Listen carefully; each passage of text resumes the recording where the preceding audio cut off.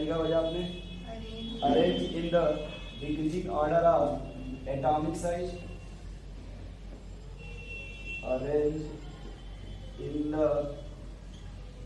Decreasing order of atomic size. ठीक है भाई। अच्छा मुझे एक पॉइंट बताइएगा, देखिए जो एटॉमिक रेडियस है बताते हैं, आपने कभी मेंडलीव या फिर मॉडल या फिर लॉन्ग फॉर्म पीरियोडिक टेबल का नाम सुना है? क्या आप उसमें ग्रुप जानते हैं या फिर आपने पीरियड का नाम सुना है? ग्रुप का मतलब होता है टॉप टू बॉटम, सही है भाई? टॉप टू बॉटम, सही बोल रहा ना भाई? तो पीरियड का क्या मीनिंग होगा? लेफ्ट टू, क्या इतना समझ रहे हैं आप? यदि आप ग्रुप में जाइए, कहाँ जाइएगा भाई? तो ग्रुप में जाएगा आपको जो जेड इफेक्टिव है, वो जेड इफेक्टिव क्या होता है भाई? और पीरियड में जेड इफेक्टिव इंक्रीज होगा, क्या इतना पहले समझ पा रही है? तो अगर हमें क्या पढ़ना है भाई? रेडियस क्या पढ़ना है? आपको क्या पता होगा रेडियस का फार्मूला याद है? कभी आपने बोर मॉडल का नाम सुना है? रेडियस का फार्मूला याद है? तो बोलिएगा रेडियस बराबर 0.529 इंटू एन स्क्वायर बाई, है ना ये? अब बताइए, तो ये जो जेड है ना फिलहाल एक सेकंड इसको क्या मान लीजिए? तो ग्रुप में जा रहा है, जेड इफेक्टिव क्या है? कांस्टेंट है। आराम से कंफ्यूज मत होइए, ग्रुप में जा रहे हैं तो जेड इफेक्टिव क्या है? जेड इफेक्टिव से कोई आंसर नहीं दे सकते। अब रेडियस में और सेल में क्या रिलेशन है? हम जब आप क्वांटम नंबर पढ़ा रहे तो हमने कहा रेडियस और सेल देखिए डायरेक्टली प्रोपोर्शनल है, यानी रेडियस बढ़ेगा तो सेल बढ़ेगा, सेल बढ़ेगा तो रेडियस बढ़ेगा। तो ये बात मान पा रही है? तो जब डाउन द ग्रुप जाइएगा तो जैसे first shell, second shell, third shell, fourth shell, fifth shell, six shell, seventh shell, shell बढ़ रहा है क्या? तो सेल बढ़ेगा तो रेडियस, याद रहेगा ये। और अगर हम जाते हैं कि पीरियड में जेड इफेक्टिव की इनवर्सली प्रोपोर्शनल होता है रेडियस, क्या होता है भाई? अब अगर जेड इफेक्टिव बढ़ेगा तो रेडियस घट जाएगा ना, क्योंकि पीरियड में क्या होता है कि आपका सेल कांस्टेंट हो जाता है भाई। अगर सेकेंड पीरियड में सेल कांस्टेंट हो गया ना तो उससे हम आंसर दे नहीं पाएंगे। तो पीरियड में हमको जेड इफेक्टिव देखिए पता है, क्योंकि जो जहाँ पता वही वहाँ यूज करेंगे। अब पीरियड में जाने के बाद जेड इफेक्टिव पता है कि सेल बढ़ता है, जब ये बढ़ेगा तो रेडियस घट जाएगा ना। तो अब ये समझिए पहले, अब लिखिए पहला क्वेश्चन। सेकेंड पीरियड का नाम सुना आपने?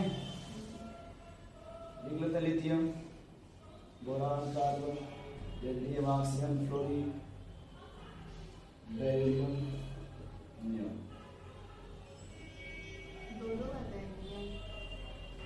नाइट्रोजन लगा दीजिए। जैसे ये आपको पहले क्वेश्चंस दे दिया, देखिए ना डिसबैलेंस करके, तो आपको पहले ये सेटअप करना होगा पीरियोडिक टेबल में लेफ्ट से राइट जाने से पहले कौन एलिमेंट आते हैं? लिथियम के बाद फिर इतना आप समझ गए भाई? इसमें कोई डाउट? बोलिए। अब देखिए, आपने कहा सर जब लेफ्ट से राइट जाओगे तो जेड इफेक्टिव इंक्रीज करेगा ना, लेफ्ट से राइट जाने जेड इफेक्टिव बढ़ेगा तो रेडियस। हम थोड़ा सा यहाँ से इसको हटा देते हैं, नियॉन बता रहे क्यों? ये आपका नोबल गैस है, क्या है? और अगर गैस है तो इसमें वंडर वाल रेडियस होगा, और यदि वंडर वाल रेडियस है तो आपने कोई पढ़ा होगा रेडियस का ऑर्डर सबसे अधिक किसका होता है?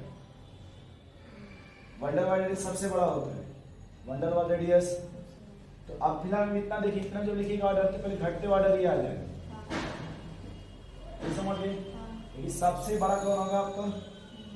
क्योंकि गैस है ना, और गैस के मान लो कभी भी पास पास नहीं आते, दूर दूर रहते हैं ना, सबसे अधिक रेडियस किसका होगा? नोबल गैस का। उसके बाद फिर इधर से स्टार्ट, समझ लीजिए, नोट करिए। अब ये जो हम बोल रहे हैं फिर जाके फिर एनसीईआरटी से मिला लीजिएगा, उसमें आपको डाटा दिया रहेगा। देखिए डाटा कैसे देगा, जैसे मान लीजिए आपको कितना दे दिया भाई,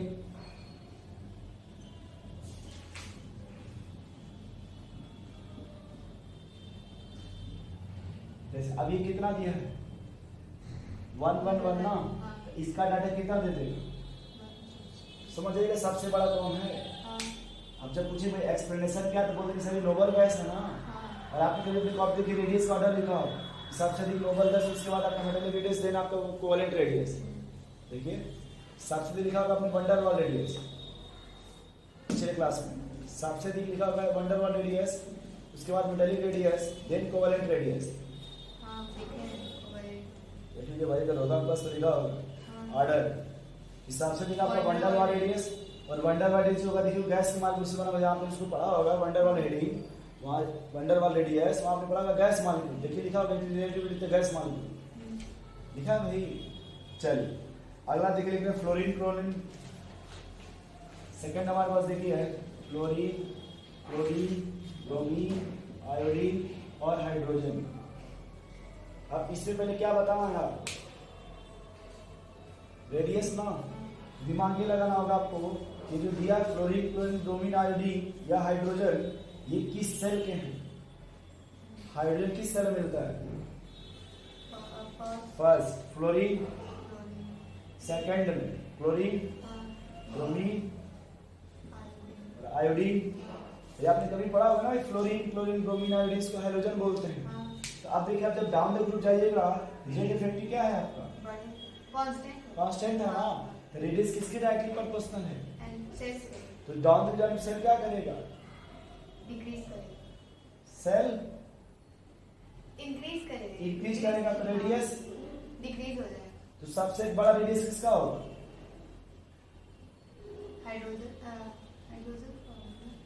हाइड्रोजन फर्स्ट पीरियड का है, फ्लोरीन सेकंड पीरियड का है, फ्लोरीन थर्ड पीरियड का है, ये फोर्थ पीरियड है, ये फिफ्थ पीरियड है, कौन सबसे बड़ा होगा, आयोडीन। तो ऑर्डर होगा सबसे बड़ा आपका आयोडीन, सबसे बड़ा कौन होगा भाई, उसके बाद आएगा आपका ब्रोमीन, देन और लास्ट में क्या आएगा भैया, आपने कहा डाउन ग्रुप जाने में सेल बढ़ेगा ना, तो सबसे बड़ा सेल किसका है, इससे सबसे बड़ी रेडियस किसकी हो जाएगी, आयोडीन का। वही नेक्स्ट लिखिए, अब इसी तरह से लिखिए अगला सवाल, lithium, sodium, potassium, rubidium, caesium में बताइए।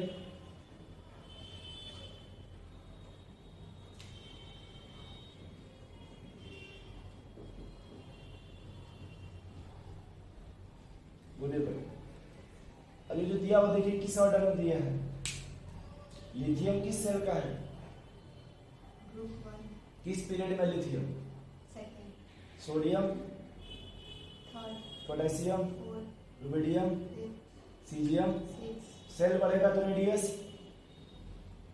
भाई आपने जो बोला देखिए डाउन द ग्रुप जाने पड़ रहा है कि नहीं, सेल बढ़ेगा तो रेडियस, सेल बढ़ेगा तो रेडियस। देखिए कॉपी क्या लिखा दिया आपने, बढ़ जाएगा ना भाई, तो जब ये जगह दिए ना ऑर्डर मिलेगा आपको, क्योंकि डाउन द ग्रुप जाने में सेल बढ़ेगा, जब सेल बढ़ेगा तो रेडियस बढ़ जाएगा। बोलिए भाई, नेक्स्ट लिखिए,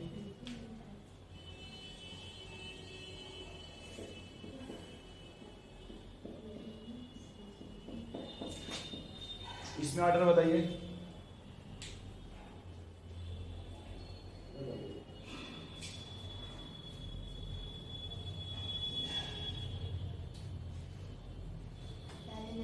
पहले इस पे चार्ज है कि नहीं, देखिए ठीक बता रहे हैं।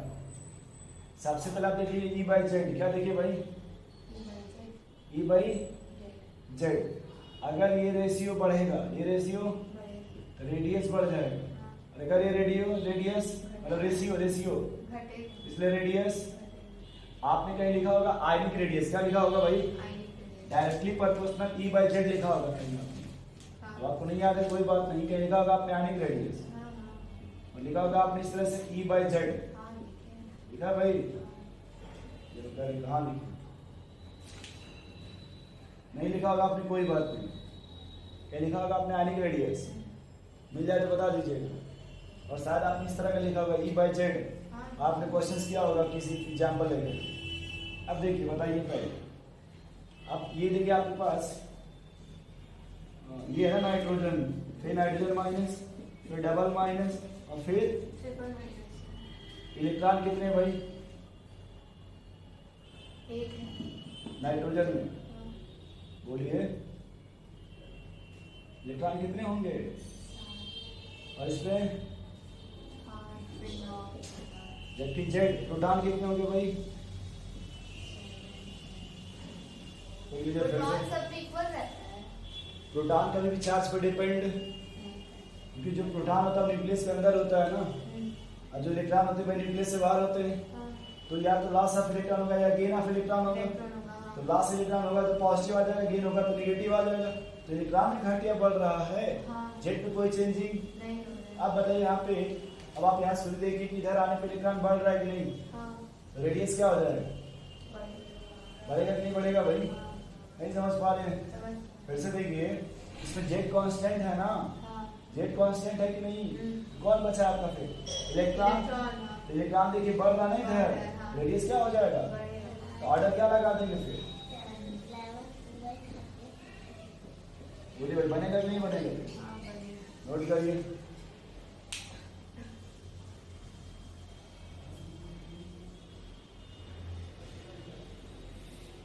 ये सॉल्व करके देख लीजिए भाई, जेड की वैल्यू यहाँ से जैसे लगा दें इस तरह से हो जाएगा नहीं भाई, जेड देखिए हाँ, यह आ जाएगा 1, 1.1, 1.2, 1.3।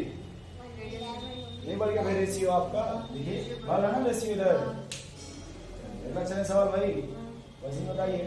अच्छा एक बार आपको मैं देखिए हिंट बता रहा हूँ कि प्रोटॉन तो सेम है ना सब में, जेड तो सेम है कि नहीं? अब अगर यहाँ से और यहाँ देखिए इलेक्ट्रॉन बढ़ेगा कि नहीं? हाँ, बढ़ेगा। तो सिग्मा की वैल्यू बढ़ जाएगी। हाँ, बढ़ेगा। भाई यहाँ देखिए ध्यान से, अगर यहाँ जो भी सिग्मा आएगा वहाँ से इसमें सिग्मा ज्यादा होगा, और यहाँ देखिए और सिग्मा बढ़ जाएगा, यहाँ देखिए और बढ़ जाएगा। और जेड इफेक्टिव होता है जेड माइनस सिग्मा, हाँ, तो सिग्मा जब बढ़ेगा तो जेड की वैल्यू घट जाएगी ना। हाँ, तो जो जेड इफेक्टिव था वो घटने लगेगा ना। और आपने शायद कहीं लिखा होगा कि जेड इफेक्टिव और रेडियस इनवर्सली प्रोपोर्शनल होता है। हाँ, लिखिए। ये आपने लिखा होगा कि जेड इफेक्टिव और रेडियस इनवर्सली प्रोपोर्शनल होता है। अब इसी तरह का सवाल दे देगा आपको आज। अच्छा अगला दे देना, बताइए ये नोट हो गया भाई आपका। ऑक्सीजन, ऑक्सीजन माइनस और ऑक्सीजन, इसमें रेडियस का ऑर्डर क्या होगा? रेडियस का ऑर्डर सबसे बड़ा कौन होगा? डबल माइनस वाला, उसके बाद समझ पा रहे हैं इस तरह से? बोलिए भाई। अब अगर बता दो, अगर दे दे आपको सवाल, क्वेश्चन दे दे नया वाला, sulphur, sulphur one, sulphur double minus, सबसे बड़ा कौन होगा भाई? समझ में इस तरह से? नोट कर लीजिए।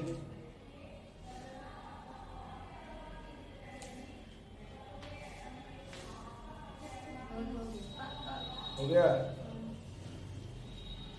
अगर सेम टाइप का एटम हो, एटम कैसा हो, तो आप सबसे अच्छा ऐसे देखा करिए कि जो भी आप कहानी के रेडियस है डायरेक्टली प्रोपोर्शनल किसके भाई? Inversely proportional. कब अप्लाई करेंगे? आयनिक रेडियस इसमें भाई। अब देखो आप यहाँ पे सेम टाइप का एटम है कि नहीं? इधर जाने पर नेगेटिव चार्ज, इसलिए आयनिक रेडियस बढ़ जाएगा। देख लीजिए,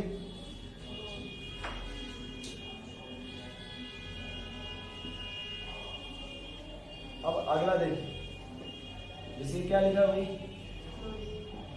यहाँ क्या लिखा?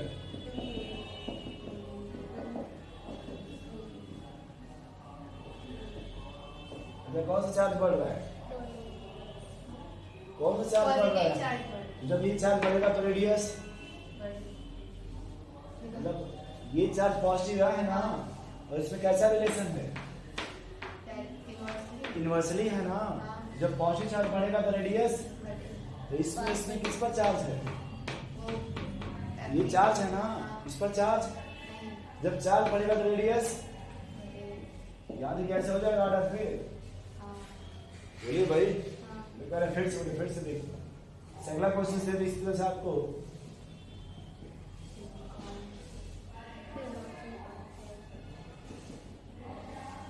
बोलिए भाई, सबसे बड़ा रेडियस किसका होगा? इधर का भाई, ऐसे बोलिए भाई। नोट करिए जल्दी से तो।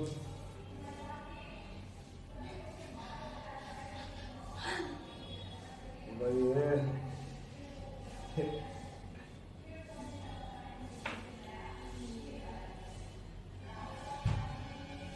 भाई ठीक है आपका। अच्छा आप देखो, अगर आपसे कोई क्या जैसा ये आई है, क्या है ये आई माइनस है और ये आई क्या है, इसमें अगर आपसे पूछे रेडियस का तो सबसे बड़ा कौन होगा?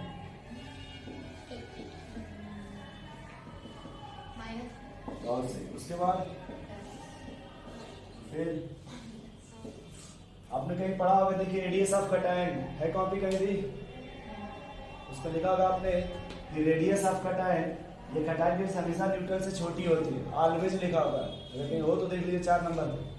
Radius of cation always smaller than parent atom due to following reason.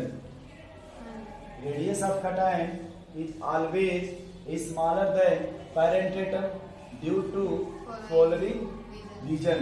हम रीजन की बात नहीं कर रहे हैं, बस ये कहना चाहते हैं कि अगर ये न्यूट्रल है तो भाई कटायन तो छोटा होगा ना भाई ऑलवेज। और आपने कहीं फिर लिखा radius of cation always greater than parent atom, तो अगर ये पेरेंट है तो इससे भी बड़ा हो जाएगा कि नहीं भाई नेगेटिव वाला?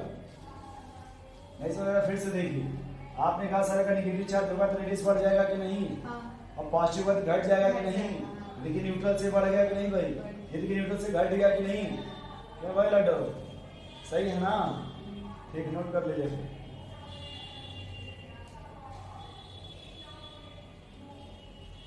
चलो भाई, अब अगर मान लीजिए किसी पोर्शन नेगेटिव चार्ज सेम आ जाए, क्या आ जाए भाई? पॉजिटिव से देख लेंगे, अगर पॉजिटिव सेम है तो नेगेटिव से देख लेंगे। जैसे आपको हमें क्वेश्चन दे रहे हैं,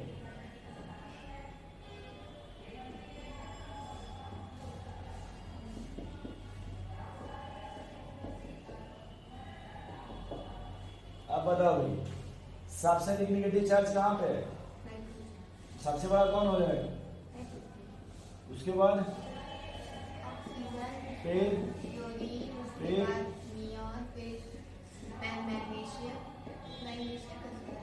देखिए, अगर चार्ज थोड़ा बढ़ेगा तो थोड़ा रेडियस घटेगा, अब बहुत चार्ज बढ़ेगा बहुत रेडियस घट जाएगा ना। बोलिए भाई। अच्छा, इस तरह क्वेश्चंस को बोलते हैं आइसो इलेक्ट्रॉन। क्या बोलते हैं इसको? एक बार देख लीजिए पहले सब में, इलेक्ट्रॉन कितना है पहले बोलिए भाई, या पहले जेड बोलिए, क्या बोलिए? जेड समझती हैं? जेड का मतलब होता है लाडो एटॉमिक नंबर। क्या होता है भाई लाडो? एटॉमिक नंबर, ठीक है ना? ठीक, इसका एटॉमिक नंबर बोलिए भाई।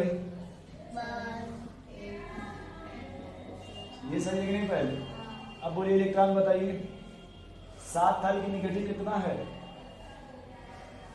इसका में बाहर से 3 इलेक्ट्रॉन आ गए होंगे, इलेक्ट्रॉन कितने हो गए भाई? याद कि 8 था बट 2 बाहर से आ गए होंगे। यहाँ बोलिए भाई 9 था, 1 बाहर से आ गया होगा, यहाँ वैसे न्यूट्रल तो 10 होगा। देखिए स्पेक्ट चला गया ना भाई, यहाँ देखिए सब इलेक्ट्रॉन बराबर है कि नहीं?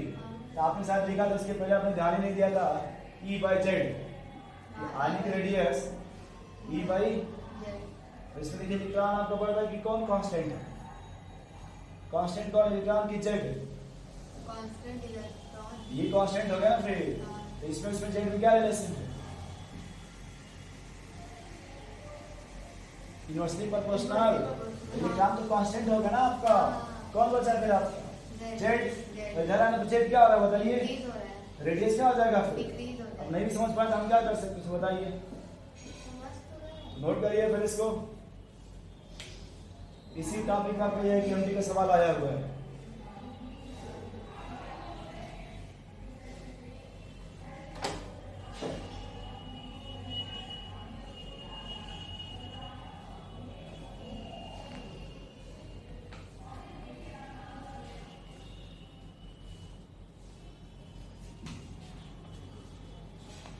नोट हो गया भाई?